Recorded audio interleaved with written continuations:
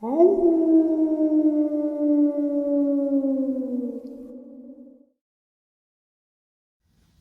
and salutations. I hope everyone is doing well, and I have one heck of an upload for you all.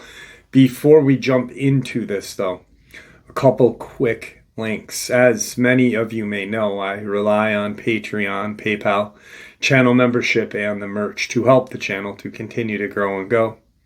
Links to Patreon, PayPal, and channel membership is in the description below. Merch displayed directly under the video.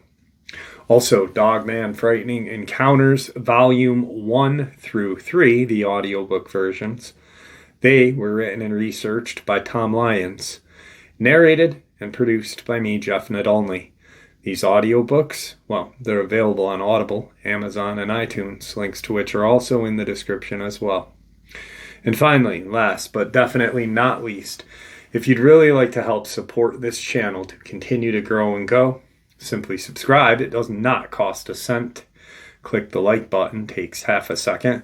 If you don't want to miss out on any of the informative uploads that I put out daily, click the bell icon, and folks, please leave a comment and share the video. Why? Well, because all of these things, they really do help the channel to continue to grow and go. They definitely do matter and are appreciated. And with that, I have taken far too much of your time. Let's jump in to today's upload, shall we? All right, so I feel like I have grown in the research and the views that I have centered around everything that I share on the channel. I am willing and ready to accept other people's opinions and views. And I think that is probably the most valuable thing any researcher in the cryptid and paranormal community can have and do. When I first started, I honestly viewed these things as physical beings. When people started to talk biblically and religious-wise, I kind of shut down. Not because I was against it, because I didn't understand it. And then the longer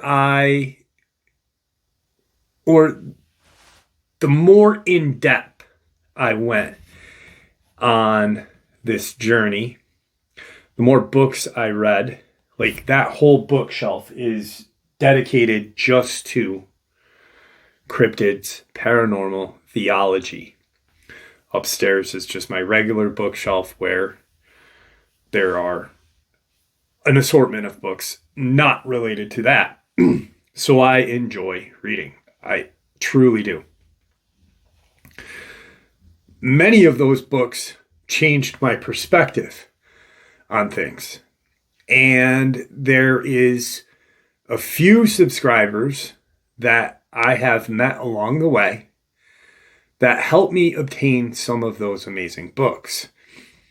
And Liz Sisney is one of them. She really introduced me to Stephen Quayle and Dr. Thomas Horn and presented me with an assortment of their books. And I'm blessed for that, because that is what opened my eyes to the biblical connection. And then I started to look at deep underground facilities. Alien Agenda. Then I went literally from Alien Agenda to the Luciferian Agenda. And then I read Skinwalker and the Pentagon, and I was like, Bert, everything stopped. And I said, holy shit, that connection is there. That was a couple years ago when I knew there was a connection, but I didn't know how in-depth it was. I honestly thought there was a difference between cryptid, paranormal, but they were all kind of on the umbrella of this demonic plague that is set upon humanity right now. And then when I read that book, I was like, holy cow. The second naval intelligence officers, government, were researching UFOs. Two connections. They went to Skinwalker Ranch. They went home. Their families had experiences with Dogman, shadow figures, phantom footsteps, orbs, and unexplained illnesses. 8 connections right there. And then it just kept going. In that book, there's just a slew of others. And with the Tom Mezek case, I truly, truly believe that there was a portal. Whatever occurred happened so quickly that there was nothing he could have done. The intelligence was there. And I also view aliens as demons. Possibly the Nordic, the Pleiadian, which are the human-looking, very tall, very handsome or beautiful. Maybe they are. I will entertain the idea of them being angels. And I only say that because they may not be, they may be just a demon in a different form. So, as going through all of that, looking at demons as aliens, and then the Luciferian connection, it's kind of hard to deny. It's and you don't have to believe it, but it's just kind of hard to deny the facts of it, the coincidence of it all. The information that I'm going to share with you, the stuff that I've gotten stored for you today, is pretty interesting. And this is the stuff that I love to share, because it is stuff that others aren't talking about, but stuff that I know you guys are thinking about. So let's get into it. The history of elemental beings, including incubi and succubi, or alien demons, by any other names, is often closely associated with a variety of shape-shifting monsters and cryptids, from the Greek word crypto, meaning hide, whose existence is difficult to prove by means of their ability to apparently move in and out of Earth's dimensions, or men's visible spectrum, the human range of sight. Examples of these would include the Yeti of the Himalayas, the famous Bigfoot or Sasquatch of the North American and Canadian regions, Loch Ness Monster of Scotland. Hoaxes aside, literally tens of thousands of people throughout history and around the world, including reputable individuals such as clergy, professionals, military, law enforcement personnel, and even anthropologists, have found biological samples of such in hair, in footprint evidence, and even filmed and recorded the creatures' unidentifiable language vocalization, but have up until now failed to capture a single physical spectrum that the public knows of. Witness testimony often include reports of fantastic sizes, from enormous dragons in the sea to giant bipeds ranging from height from 8 to 12 feet, with footprints up to 24 inches. And then there are the phenomena frequently connected with the appearance of cryptids that are typically of occult activity. A retching or sulfuric odor, mysterious rapping on walls and windows, shadows and ghostly lights inside or outside of the homes, disembodied voices, levitation or disappearance of furniture and other household items, etc. Possibly the earliest account of a Bigfoot sighting in the United States was published over 125 years ago in a historic pamphlet that told of frontiersmen coming across the wild man in the northern California mountains. The thing was of gigantic size, about 7 feet tall, with a bulldog head, short ears, and long hair. It was also furnished with a beard and was free of hair on such parts of the body as is common among men. Another barely known confrontation with a large, hairy bipedal creature was actually reported by President Theodore Roosevelt, an avid outdoorsman. Noah Hutchinson writes of these events. The experience appeared in the Wilderness Hunter, published in 1893. The account given by Roosevelt related that some kind of wild beast killed a man and had eaten half of his body in a mountain range between the Salmon and the Windham Rivers.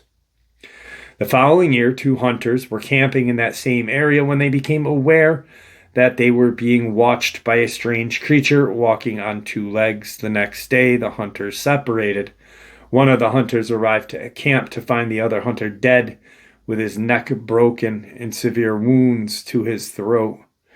In the article, Mr. Roosevelt reported his belief that the hunters was killed by something other than half human or half devil. Something either half human, half devil, or some great goblin beast. There are even reports of ape-like creatures shot and killed, followed by similar creatures coming to retrieve the corpse. One such tale tells of a Bigfoot being put down and afterward similar large hairy beings coming out of the woods to recover the body. The same creatures returned again later to attack the cabin of those miners who had killed the beast. An account of this event states, "At night, the apes counterattacked, opening the assault by knocking a heavy strip of wood out from between the 2 logs of the miner's cabin. After that, there was an assorted pounding on the walls, doors, and roof, but the building was built to withstand heavy mountain snows, and the apes failed to break in. There was the sound of rocks hitting the roof and rolling off, and the miners did brace the heavy door from inside. They heard creatures thumping around the top of the cabin as well as battering the walls, and they fired shots through the walls and roof without driving them away. The noise went on from shortly after dark till near dawn.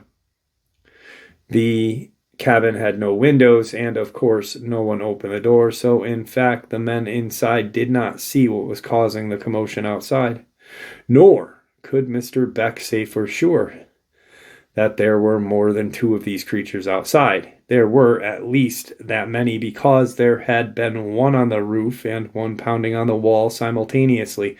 However many there were, it was enough for the miners, who packed up and abandoned their mine the very next day.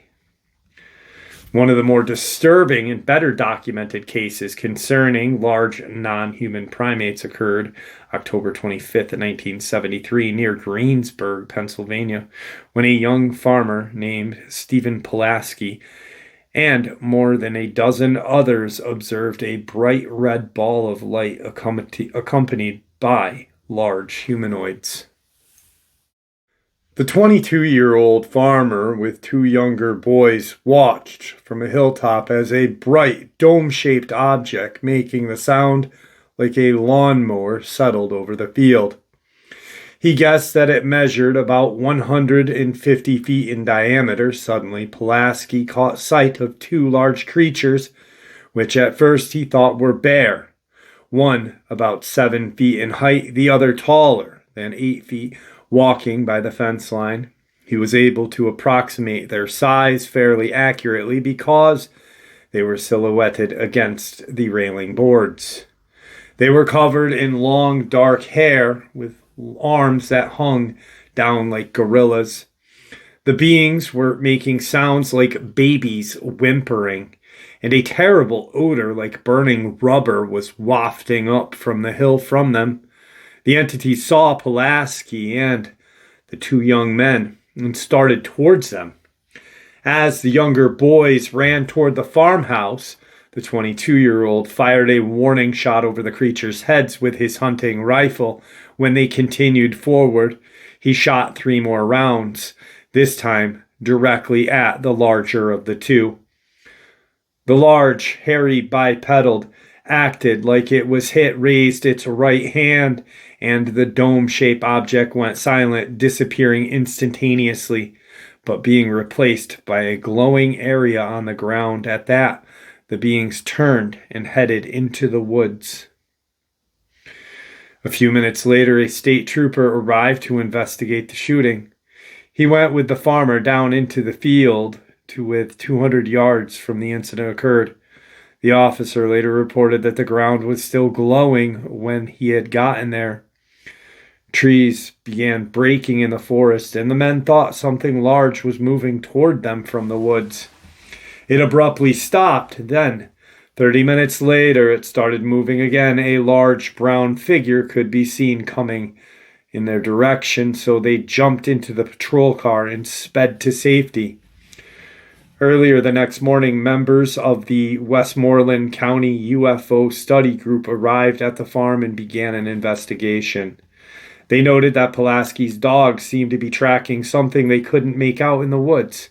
As they were talking with the younger farmer and his father, Pulaski inexplicably began behaving as if he were a demon-possessed, convulsing, growling, and flailing about. His own dog ran at him, and he attacked it. At that same moment, 2 of the investigators started feeling lightheaded and were having difficulties breathing. Pulaski suddenly knocked his father down as he fainted onto the ground, face first into manure. When he snapped out of it a few moments later, he started growling like an animal and warned, "Get away from me. It's here. Get back." A sulfuric aroma filled the air as Pulaski reported seeing a figure cloaked in all black garbs, saying something to him about a man who is coming to save the world. Pulaski was subsequently evaluated physically and psychologically, and found to be of sound mind and truthful. Numerous witnesses of this various phase of the incident also testified that the event actually happened as reported. The Pulaski Farm is one example of thousands of comparable events wherein cryptids have appeared accompanied by spiritualistic and demonic characteristics. In another account, both a giant and a smaller creature teamed up to torture a young woman. This was not only captured by multiple eyewitnesses, but was also played out repeatedly in a prison cell before dumbfounded police officers, prison guards, medical staff, and a dozen reporters in the heart of Manila, capital city of the Philippines. In this case, physical evidence was even captured in the form of a long black hair from the beast that was never identified. At the center of this was one American, most well-known ordained minister, Dr. Lester Sumrall, who formed the LaCie Broadcast Network, or LaCie. In the early 50s, Dr. Sumrall was in Manila building a church, which today is known as the Cathedral of Praise. On May 12th, 1953, the Daily Mirror in Manila published a startling story under the headline, "Police Medic Explodes Biting Demons Yarn," in which most unusual story unfolded of law officers and medical examiners being mystified by an inmate whose body continuously bore deep teeth marks. The frightened girl claimed that two beings were appearing and biting her. One of the devils was big and dark with long hair all over its head, chest, and arms. He had fangs like a dog and large, sharp eyes. And his feet were at least 3 times larger than normal. He was dressed in a black robe with what appeared to be a hood on the back. His voice was deep with a tunnel-like echo. The second being was squatty, maybe 30 inches tall, and it was also dark-haired and deformed. As the witnesses watched, the girl's facial expressions would suddenly change, and she would begin glancing about as if she was seeing something the others could not. What she was seeing was dubbed as the thing in the press, the thing. And then the girl would start screaming and struggling against an invisible force before collapsing half-conscious into the arms of prison staff members holding her. At that moment, there would be teeth marks wet with saliva marking her body. Dr. Mariano B. Lara, then Chief Medical Examiner of the Manila Police Department and university professor of pathology and legal medicine, was convinced of the genesis of possession and exorcism and provided his own description, recounted in this excerpt from the office medical report at prison. I find it difficult and near impossible to accept anything of a supernatural character. Equipped with a magnifying lens and an unbelieving mind about this biting phenomena, I scrutinized carefully to expose parts of her, Clarita Villanova's body and arms, hands, and neck to find out whether they had the biting impressions. I saw the reddish human-like bite marks on her arms. At the very instant, this girl, in a semi-trance, began screaming loudly and repeatedly. I saw with my unbelieving eyes the clear marks or impressions of human-like teeth from both the upper and lower jaws. It was a little moist in the area bitten on the dorsal aspect of the left hand, and the teeth impressions were mostly from the form of their front or incisors. Seeing these with my unbelieving eyes, yet I could not understand nor explain how they were produced, as her hand had all the time been held away from the reach of her mouth. In full possession of her normal mind, I asked Clarita, who was causing her to suffer from these bites.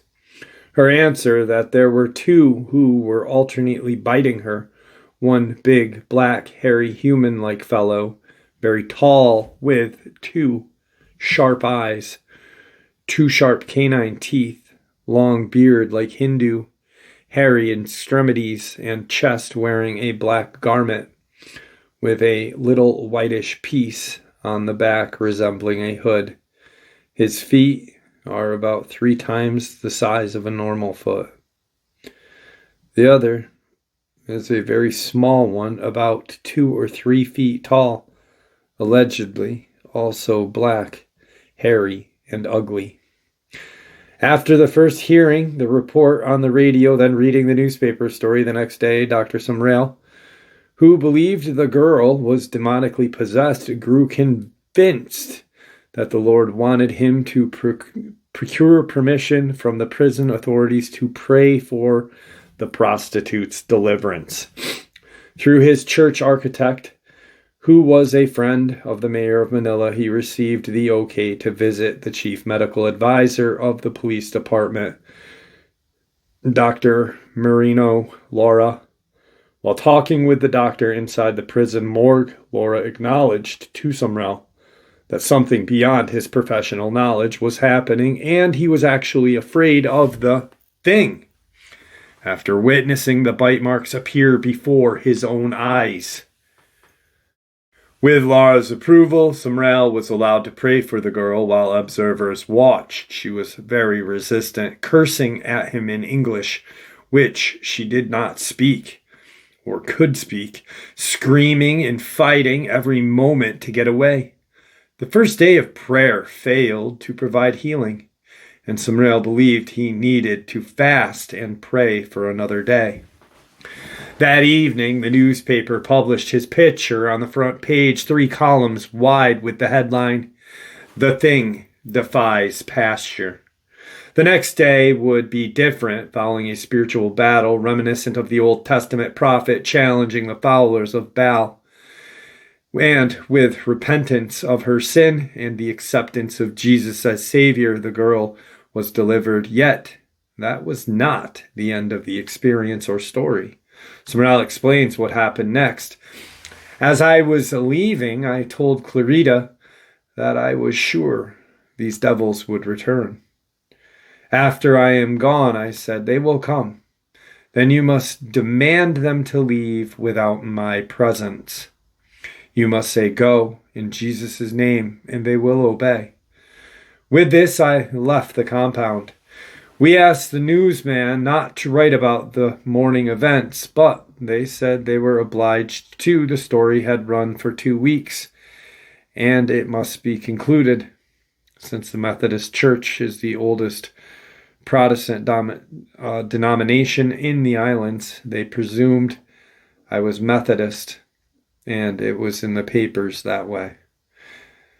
They did not know how to write of such an experience. Therefore, some of what they said was not correct. But I feel mostly responsible for this, as I gave them no interview and left the city to get away from the publicity.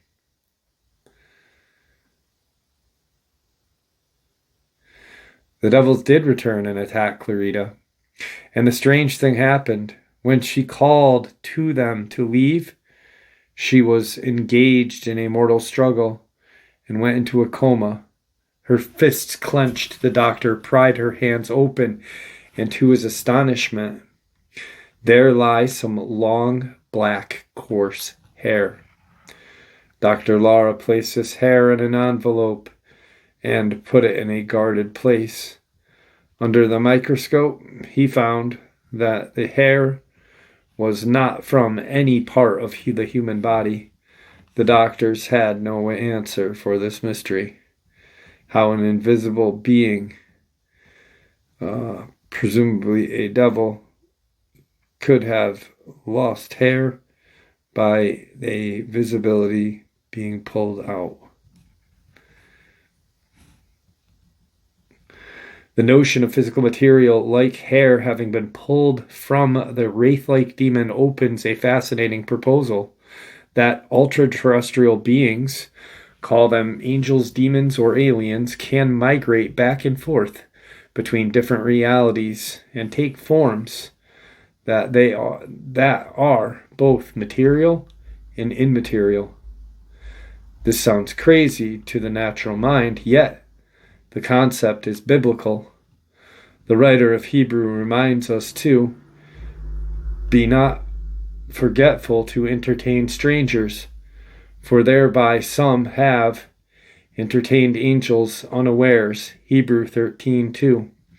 And when the disciples of Jesus saw his return from the grave, they were terrified and affrighted, and supposed that they had seen a spirit. Jesus told them to touch him and see that a spirit hath no flesh and bones, as ye see me have. Luke 24:37-39. Similarly, Abraham was visited by 3 angels in the plains of Mamre. They appeared as men and walked, talked, sat, and ate. But the truth was they were not human at all, but spirit beings from heaven, illustrating one of the most dynamic facts of Scripture, that other dimensional life forms have power to assume tangible matters whenever it is in their case.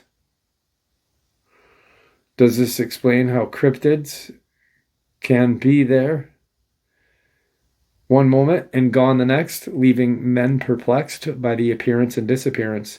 Does this not remind of Ratham, which exists in the spirit world, but could also have the ability to manifest on Earth as a giant, hairy biped known as the biblical Nephilim, and perhaps today what we know as Bigfoot, Dogman, and such. Incidentally, hair from the Manila Thing is not the only example found.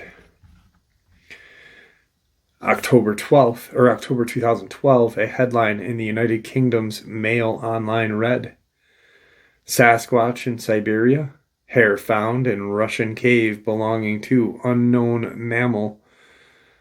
The story claimed that DNA tests on suspected Yeti hair found in the Siberian cave during international expeditions in 2011 was an unknown mammal closely related to man but not human, nor did the hair belong to any known animal from the region such as a bear, wolf, or goat. The article states, analysis was conducted in Russia and the United States, which agreed the hair came from a human-like creature, which was not Homo sapien, yet is more closely related to the man than a monkey. Then on November 24th, 2012, another press release was issued involving a team of experts in genetics, forensics, imaging, and pathology led by Dr. Melba S. Ketchum and their 5-year-long DNA study submitted for peer review, which claimed the existence of a novel hominin hybrid species commonly called Bigfoot or Sasquatch living in North America. DNA sequencing suggested that the legendary Sasquatch is actually a hybrid cross of modern Homo sapien and an unknown primate species. Interestingly enough, and I have proof of this and I posted it on the channel, when the rancher from Meeker, Colorado, sent me the hair and fatty tissue sample, when we had it analyzed, it was a form of a hyena, a prehistoric hyena, and a unknown mammalian. So, and I had that tested myself with a friend who owns a veterinary service up here. He's the only person that I trusted. It cost some money, but it wasn't a shit ton, like a lot of people claim it does, but it does not cost thousands and thousands of dollars. It cost, I think I paid close to, between the 2 times we had it analyzed, and I have the hair sample still here. It was like $750, something like that. Dr. Ketchum reported that her team sequenced 3 complete Sasquatch nuclear genomes and determined the species is human hybrid.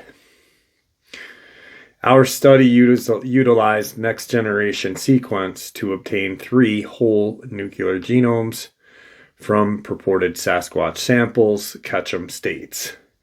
Genome sequence shows the Sasquatch mtDNA is identical to modern human, modern Homo sapiens, but Sasquatch.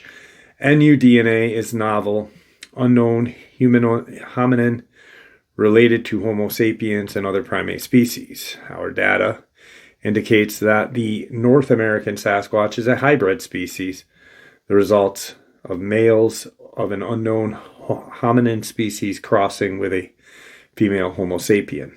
Ketchum, a veterinarian whose professional experiences include 27 years of research in genetics, including forensic, continued.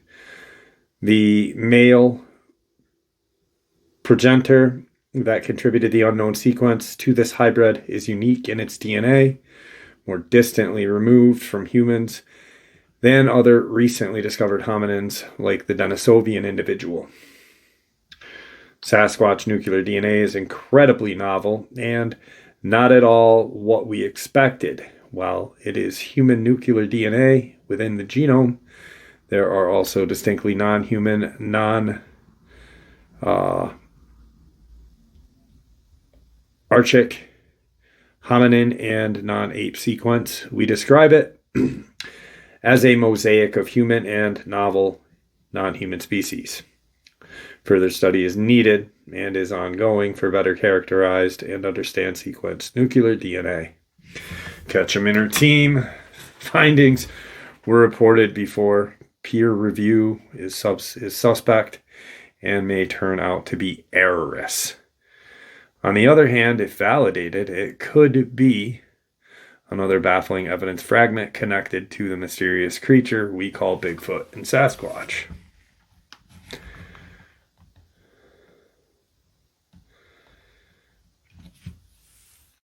Another cryptid sometimes associated with Bigfoot, which was first reported in the 1980s on a quiet country road outside of Elkhorn, Wisconsin, called the Beast of Bray Road.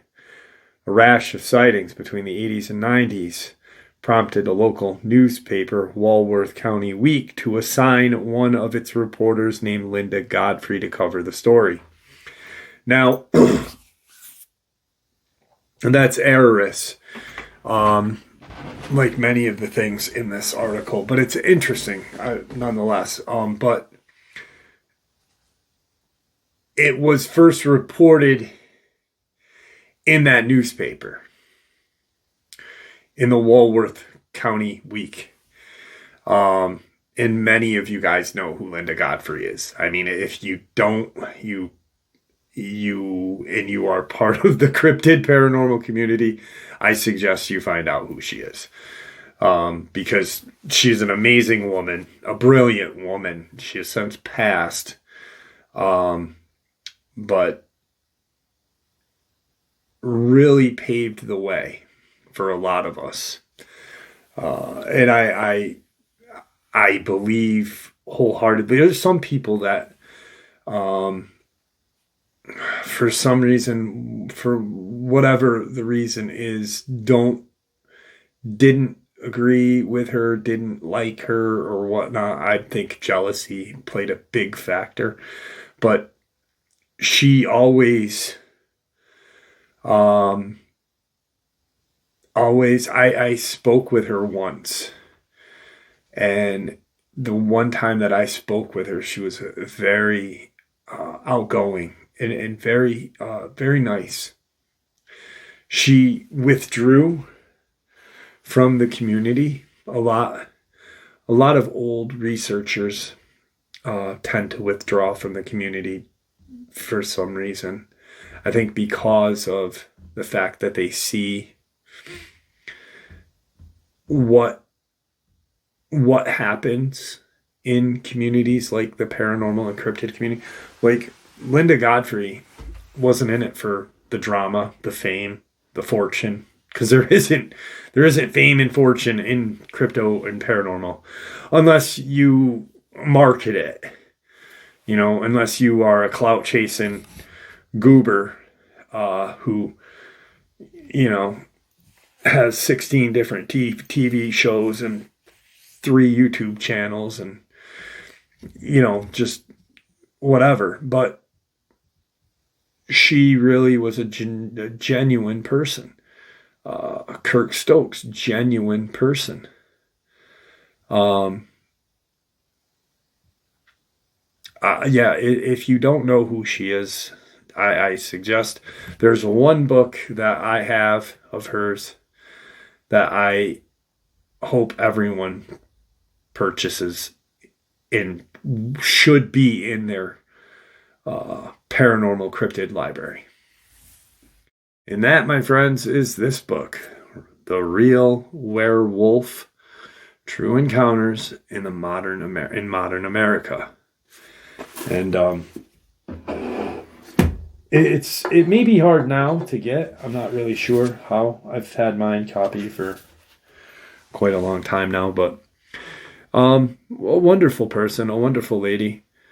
And like I said, she it seemed like to me when I spoke to her the one time that I was lucky enough to, it just seemed like she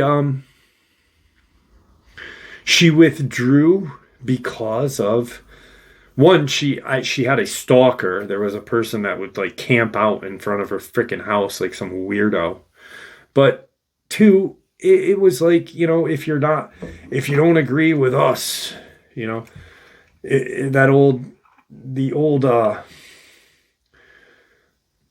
oldest issue in this community is when you have groups of people that are led by a person that just wants to be famous, known, and heard,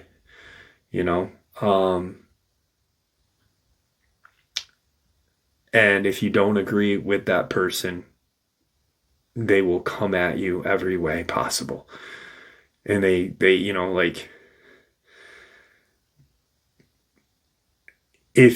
I've had my own experiences with these people, to where I had heard the experience secondhand. It was told to me.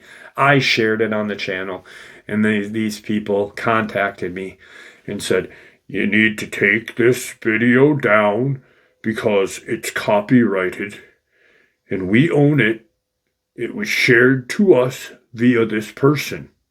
Take it down." And I'm like, what? Excuse me? No, it's still up. I was like, one, I was told the experience. Two, if I was told the experience, didn't deviate from the experience, didn't whatnot, it's not copyright infringement. It's me saying, hey, I was told this experience. It's pretty wild. Check it out. I don't know the person that it happened to, but I heard it, and it's pretty wild. It's like me or you guys, talking to somebody and being like, that famous, speaking of people who seek publicity, Zach Baggins, if you were talking about that movie or whatnot, Demon House, and you had just shared that story, that experience, about the little boy crawling up the wall backwards in front of his grandma and the social worker. And then someone said, listen, no, you can't talk about that story. That's my story. The hell it is. It's on the news. Other people hear it. Billy, Joe, Bob, Sarah, Steve, Toodles, and fucking whatnot all told me the story, and they think it's crazy. Wow. Are you going to sue them too? No. It's just crazy. But yeah, that's the worst part about the as much as I love the paranormal and cryptid world, that's why I stay out of the gangs, cliques, Facebook organizations, fucking Cryptid Study America, come on now. It's just humorous to me, because then you're not focused on what we need to be focused on, the information. And then if my information is different than yours, and you have a following of 15 people and I only have one myself, I'm going to get ganged up on. It's not cool. Anyway, Linda started out skeptical, but because of the sincerity of the eyewitnesses, became convinced of the creature's existence. In fact, she was so impressed with the consistency of the reports from desperate observers whom the History Channel's TV series Monster Quest subjected to lie detector tests in which a polygraph administrator could find no indication of falsehoods, that she wrote not only a series of articles for the newspaper, but later a book titled Real Werewolf or Real Wolfman, True Encounters of Modern America. In her book, she claims the United States has been invaded by upright canine creatures that look like traditional werewolves and act as if they own our woods, fields, and highways. Sightings from coast to coast dating back from the 30s compel us to ask exactly what these beasts are and what they want. Her book presents a catalog of investigative reports and first-person accounts of modern sightings of anomalous upright canine. From Godfrey's witnesses, she learned of fleeting as well as face-to-face encounters with literal werewolves or dogmen, canine beings that walk upright, eat food with their front paws, interact ferociously with humans, and suddenly and mysteriously disappear.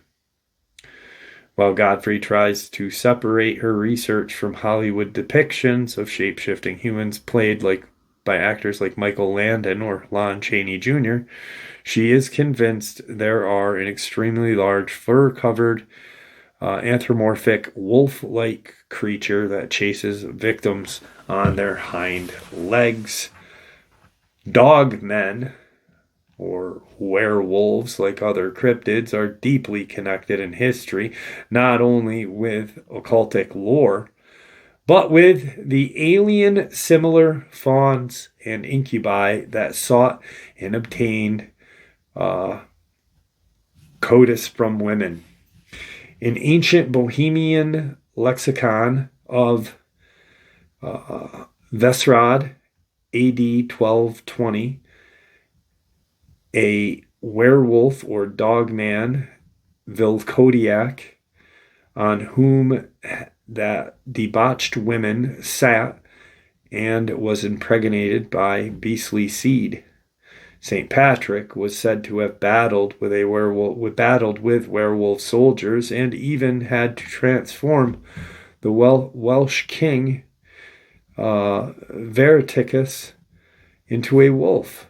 Strange belief that saints could turn people into such creatures, as also held by St. Thomas, who wrote that angels could metamorphose the human form, saying all angels, good and bad, have the power of mutating our bodies. Long before Catholic saints believed in such things, the god Apollo was worshipped in Lyca as Lycos or Lycos, the wolf god. The trance-induced utterances of his priestess, known as Pythoness, in the unfamiliar voice, thought that to be Apollo himself. During the Pythoness trance, a medium's personality often changed, becoming defiant, even animal-like, exhibiting psychosis that may have been the original source of lycanthropy and the reaction to an encounter with Apollo, the wolf god. The second is Ponissons, 2nd century Greek traveler. Ponyssus, 2nd century Greek traveler and geographer, agreed with the concept of Apollo as the original wolf man, who said derived his name from pre-Dionysic Apu-At, the Egyptian god of war. But Virgil, one of Rome's greatest poets, held the first werewolf was Moris, wife of the fate goddess Mora, who taught him how to bring the dead back to life.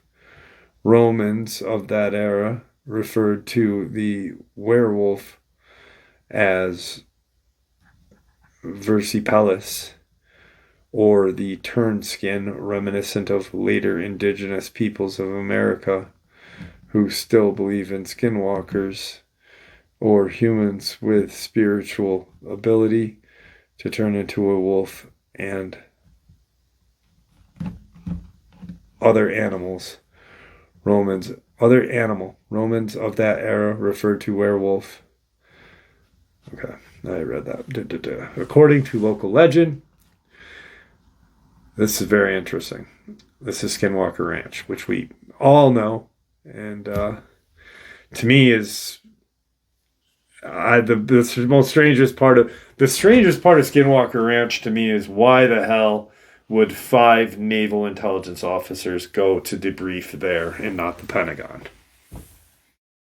According to local legend, a ranch located on approximately 480 acres southeast of Ballard, Utah, in the United States is, or at least once was, allegedly the site of substantial skinwalker activity.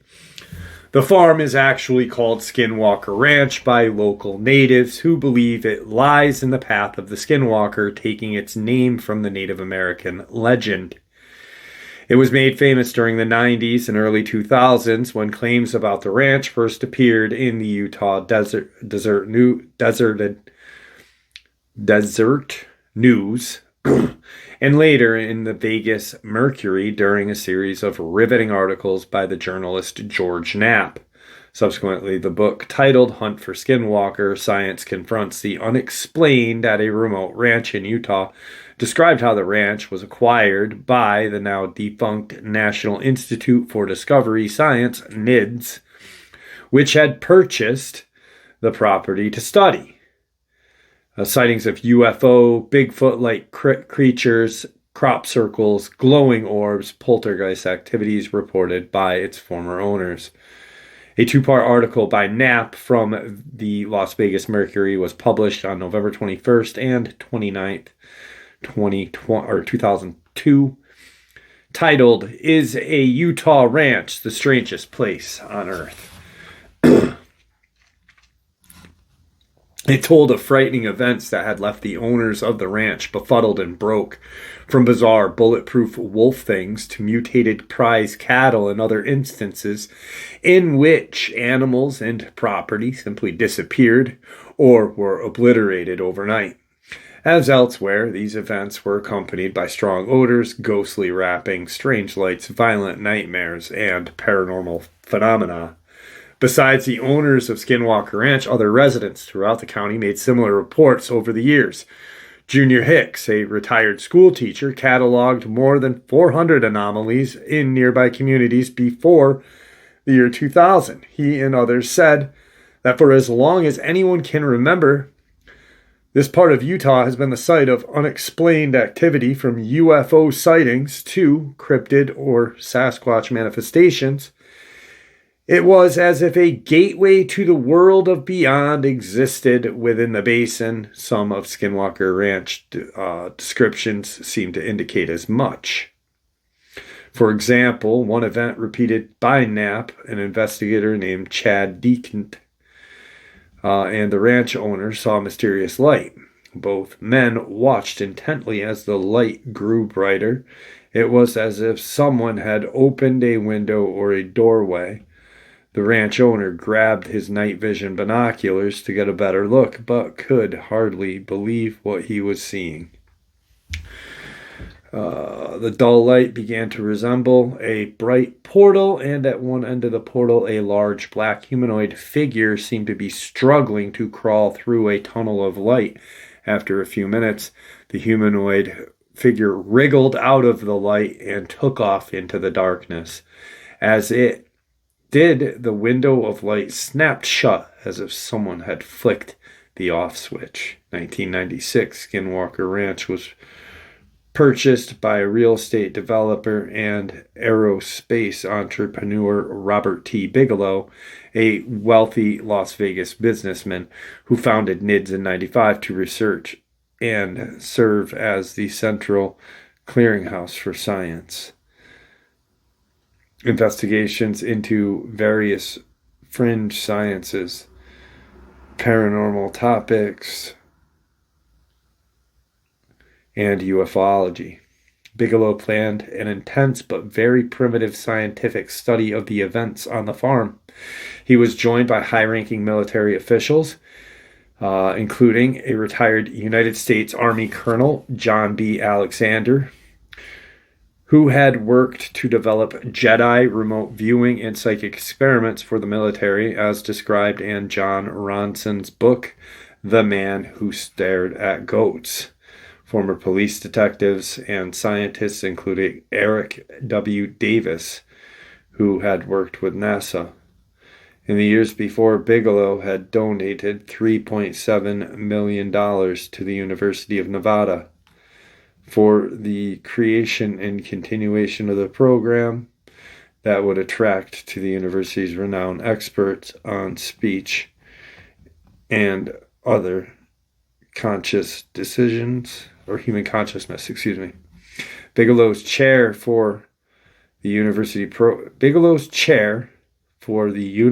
program was parapsychologist Charles Tart, a man famous for extending research on altered states of consciousness, near-death experiences, and extrasensory perception.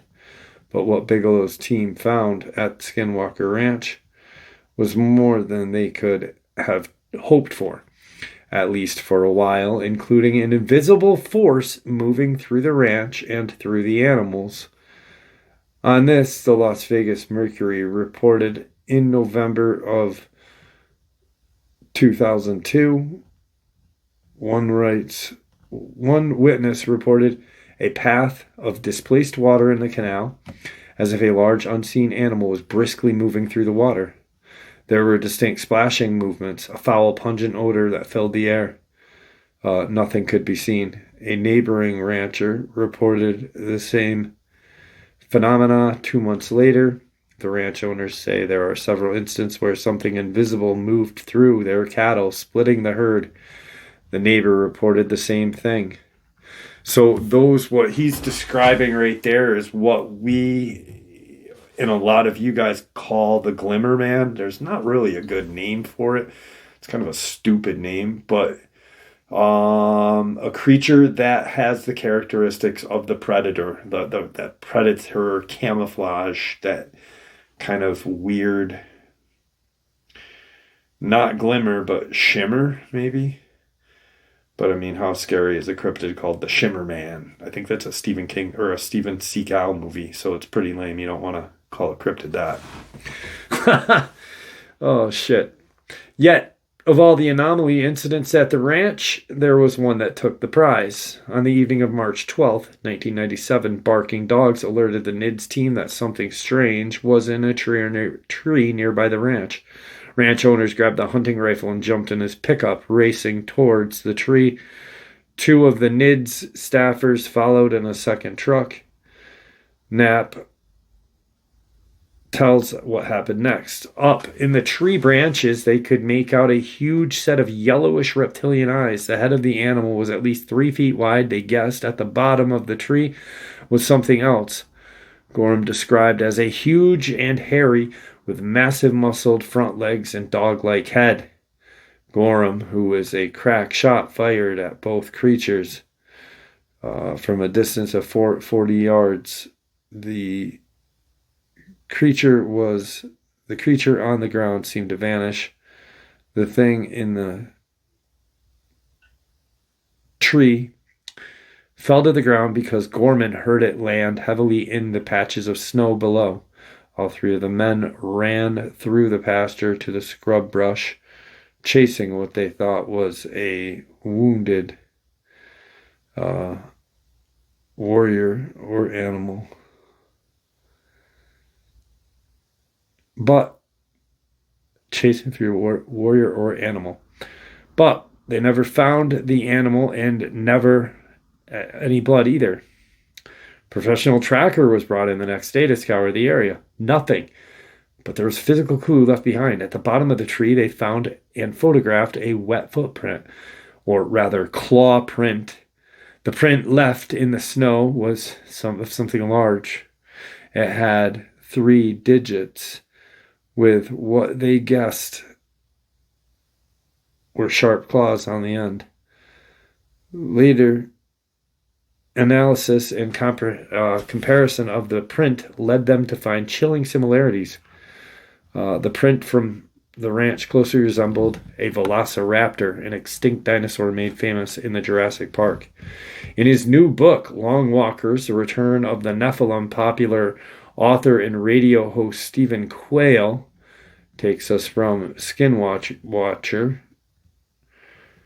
to Long Walkers in describing how the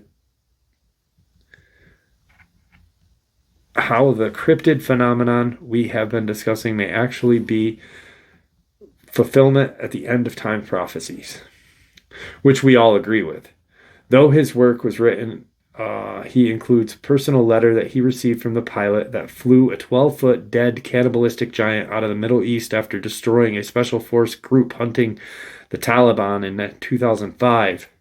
The giant had 6 fingers, 6 toes, and the Long Walker book cover is said to be an accurate artistic representation of the actual event.